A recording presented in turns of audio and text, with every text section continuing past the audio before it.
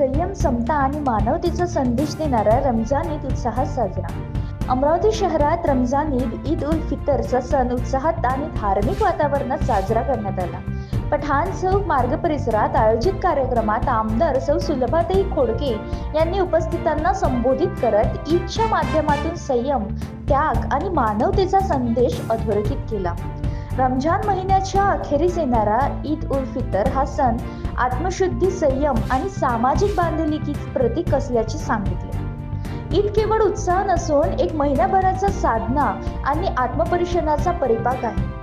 मनातील कटुता विसरून परस्पर प्रेम आणि आदराने वागण्याचा संदेश हा सण देतो, असे मत त्यांनी व्यक्त केले. यावेळी आमदार संजय खोडके यांनीही समाजात वाढत्या धार्मिक तणाव, असहिष्णुता आणि विषमता यावर भाष्य करत संयम, सहिष्णुता आणि बंधुभावाची गरज अधोरेखित केली.